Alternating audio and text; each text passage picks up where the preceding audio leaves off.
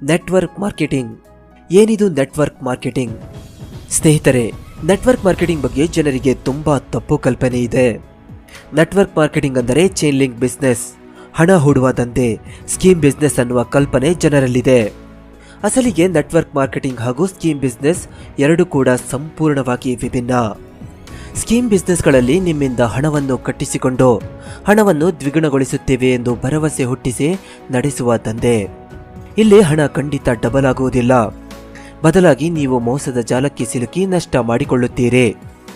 ಜನರನ್ನು ಸೇರಿಸುತ್ತಾ ಅವರಿಂದ ದುಡ್ಡನ್ನು ಕಟ್ಟಿಸಿಕೊಳ್ಳುತ್ತಾ ಕೊನೆಗೆ ಎಲ್ಲರೂ ಪಂಗನಾಮ ಹಾಕಿಸಿಕೊಳ್ಳುವ ಬಲೆಯೇ ಈ ಸ್ಕೀಮ್ ಬಿಸ್ನೆಸ್.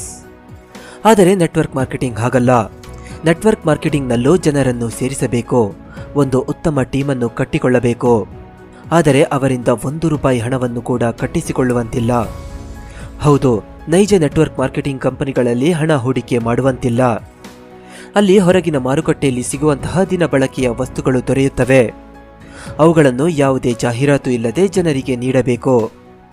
ಜಾಹೀರಾತು ಹಾಗೂ ಮಧ್ಯವರ್ತಿಗಳಿಗೆ ಹೋಗುವ ಕೋಟ್ಯಾಂತರ ರೂಪಾಯಿ ಹಣವನ್ನು ನಾವು ಬೋನಸ್ ಮೂಲಕ ಪಡೆದುಕೊಳ್ಳಬಹುದು. ಇದನ್ನೇ ನೆಟ್ವರ್ಕ್ ಮಾರ್ಕೆಟಿಂಗ್ ಅಂತ ಕರೆಯುತ್ತಾರೆ.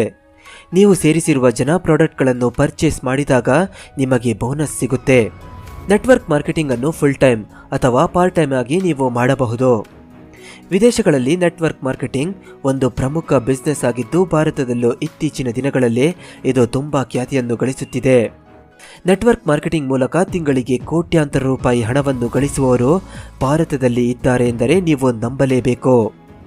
ನೆಟ್ವರ್ಕ್ ಮಾರ್ಕೆಟಿಂಗ್ ಬಗ್ಗೆ ಮುಂದೆ ಪ್ರತ್ಯೇಕ ವಿಡಿಯೋ ಬರಲಿದೆ, ನಿರೀಕ್ಷಿಸಿ.